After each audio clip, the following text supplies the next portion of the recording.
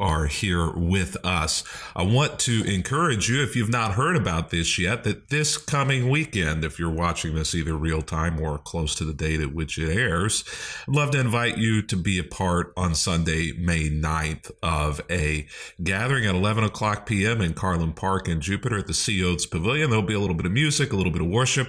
There'll be some wonderful food as a ministry called Christ Table. Whenever we gather together, food is always somewhere nearby to be found. Maybe it's just because I grew up with Baptist potluck dinners. I don't know. But either way, I'd love to invite you to be a part of that with us. If you are in Northeastern Ohio, the following Sunday we'll be up there on May I almost said 15th. That's a Saturday, on May 16th at 11 o'clock a.m. and would love to have you a part for the same thing, an in-person gathering at Daniels Park at the East Pavilion, and we'd love to meet you and have you come out and be a part of that. And if you've not already done so, visit christtable.today, because I was actually looking at the mailing situation and the packing situation. It looks like these are going to go out on Monday or Tuesday at the latest, which means you still have a few days. And I'm also hoping that they make it into your homes by the 17th. So the timeline on this one has gotten a little squished together, and we're a little bit at the mercy of the post office to deliver the books here to us and then get everything packaged and back out to you. But we're sending this for free for all of our donors who have given in April, as well as those who give up until the point whenever we mail them out. So if you'd like to be a part of our next Bible study, party on, a look into the feasts and fellowship, the festivities and festivals, as well as just the fun places in the Bible, we'd love to have you be a part of that with us. And I'm actually throwing in a special gift in with this Bible study to help you celebrate, I guess, is the way that we would say that. Today, though, why don't we just go ahead and get into the Bible study? We are in Joel, chapter 2. And if you don't have a Bible, then I'd love to send you a Bible. Reach out to me, let me know, and Christ Table will make sure that you get a Bible, a good Bible. And perhaps you've never been in the book of Joel. I pulled this out whenever I was looking to prepare for today, and I thought, Joel, wow, this was an interesting choice. So I kind of had to refresh my memory. Even as a pastor, I don't find myself in Joel very much, and perhaps you have rarely, if ever, found yourself in the book of Joel. Joel is a prophet. Prophet is essentially a word which we say around here means the voice of God. Joel finds himself, as most of the prophets did, being the voice of God in a difficult situation. The city of Jerusalem had essentially all but been wiped from the face of the earth and was in a rebuilding phase. Zerubbabel's temple had been rebuilt in Jerusalem. Nehemiah and his wall had been rebuilt in Jerusalem. And so things were beginning to be rebuilt after an exile where essentially everything had been destroyed and all of the Israelites, or at least most of them, had been moved out for punishment for not holding up their end of the covenant with God. And so now they're back in Israel, they're back in Jerusalem, but things aren't going very well.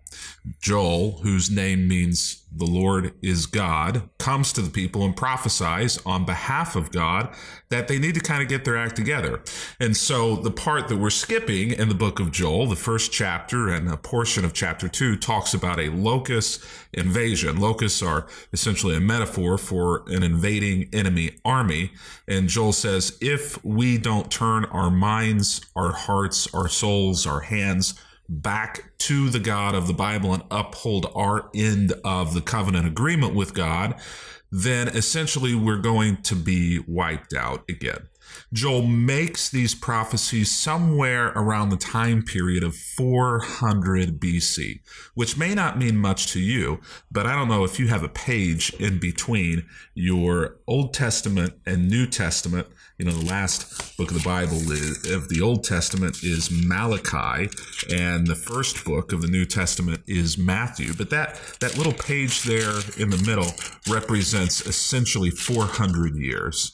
400 years of silence, 400 years without a prophet, 400 years without the voice of God being verbalized to a people who were used to hearing the voice of God so much that they got tired of hearing it.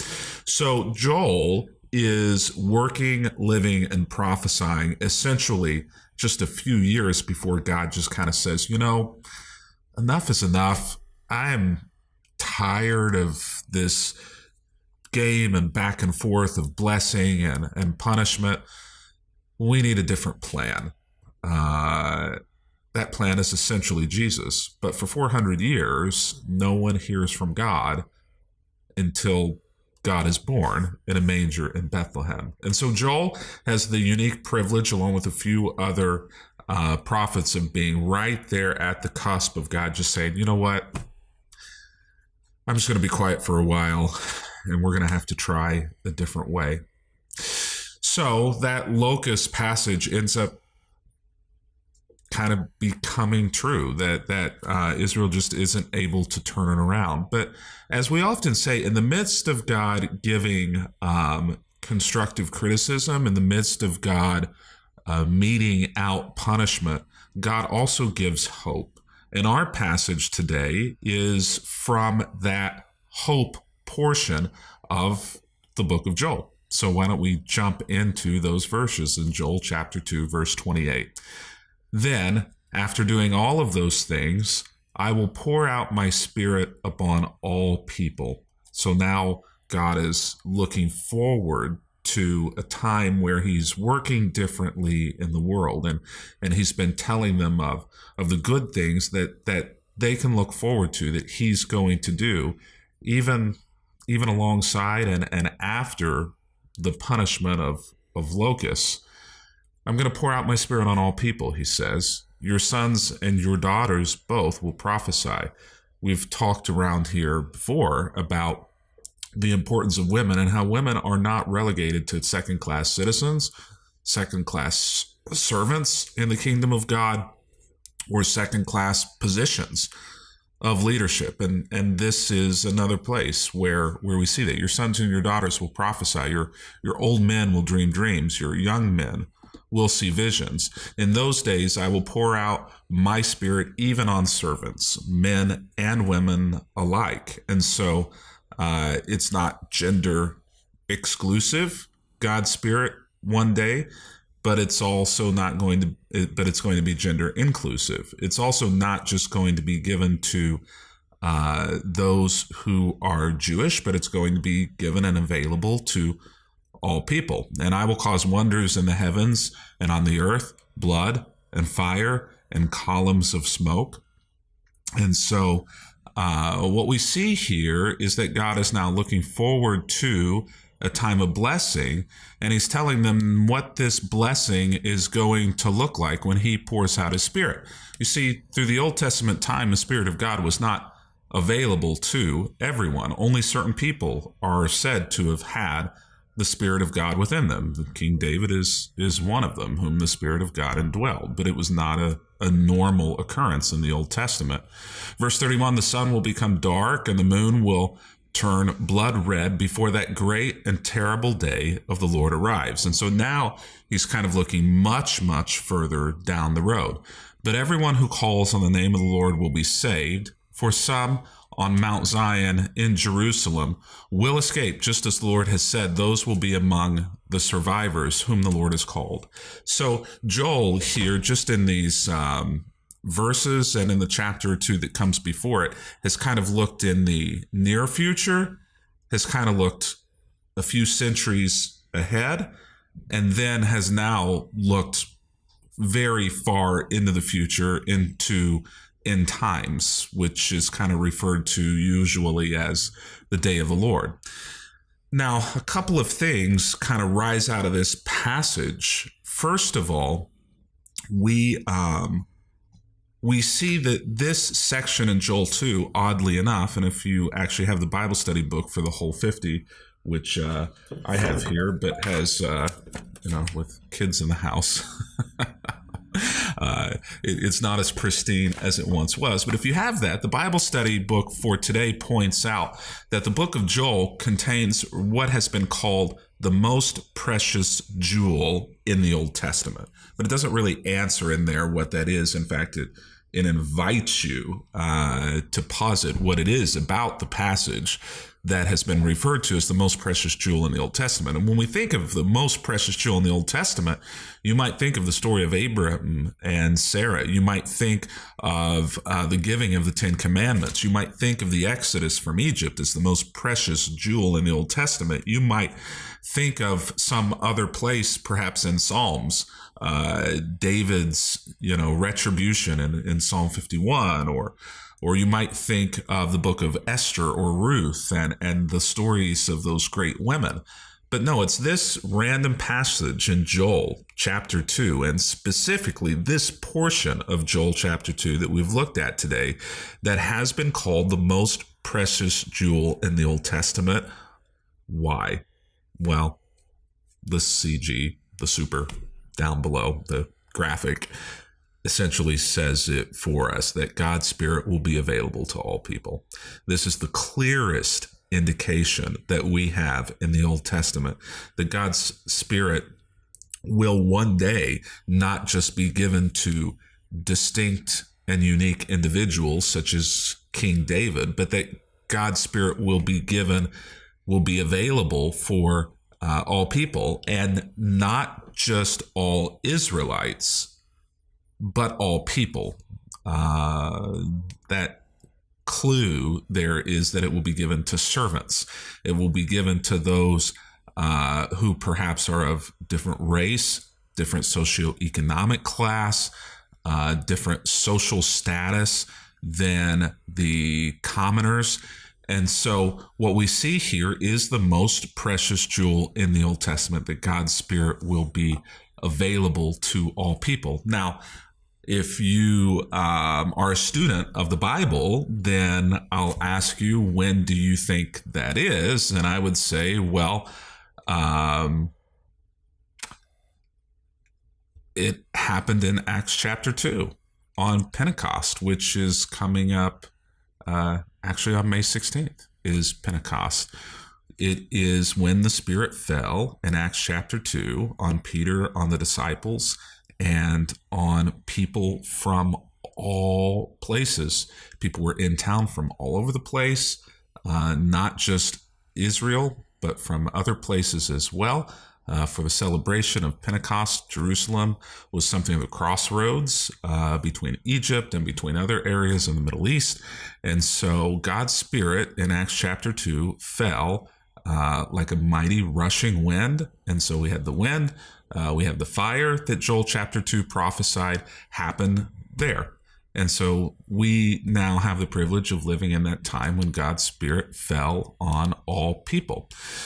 So the other thing that I want to point out, and then we'll be done today, is that this passage also points out, and for some of us, this is a really important point, that God is responsive to the prayers of his people. God is responsive to the prayers even of his people who are not living in ways that perhaps in the moment are honoring to him. Why do I say that? Well, I want to put this verse back up here. Actually, it's the previous graphic down here, verse 32. Everyone who calls on the name of the Lord will be saved. I don't think that we think through that powerful verse as much as we probably should. First of all, it may be a surprise to you if you've ever heard that phrase, that all who call on the name of the Lord will be saved. First of all, it may be a little surprising to you that that comes from the Old Testament rather than in the New Testament, but that line is actually in the Old Testament. Everyone who calls on the name of the Lord will be saved. We say that, we teach that oftentimes, and we preach that salvation is available for all, that a relationship with God is available for all people. But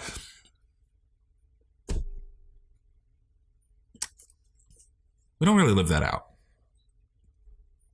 We place barriers up between who can be saved or who can't be saved. And we might bristle at that and say that we don't, but maybe insert in there, everyone who loves the Lord will be saved, or everyone who follows or worships the Lord will be saved. All means all. Everyone. Even people who are of a different political party persuasion than you, even people who are of a different race than you, even people who fight on the opposite side of justice from you, even people who have a different sexual identity from you, even people who practice these things or other things that you disagree with or that you abhor, or even maybe that the scripture says that God abhors. Here, all means all. There is no qualification given here. Everyone who calls on the name of the Lord will be saved. And I'll also blow your mind, or at least maybe challenge you a little bit, and say that this line here in Joel chapter 2, verse 32, also doesn't seem to be time bound. It doesn't say that all who call upon the name of the Lord before death will be saved. Now, perhaps it is. But I want to challenge us today with, have we put limits on God's power to fulfill prayer? And maybe specifically, have we put unnecessary or unbiblical limits on God's fulfillment of this all means all? Everyone who calls on the name of the Lord will be saved. This is a concrete promise without barrier or boundary. Have we created barrier or boundary to this promise? And beyond that, God responds to the prayer of his people. Everyone who calls prayer, who calls on the name of the Lord, will be saved. Simple as that. Don't know why we'd even want to make it more complicated. Till tomorrow, happy reading.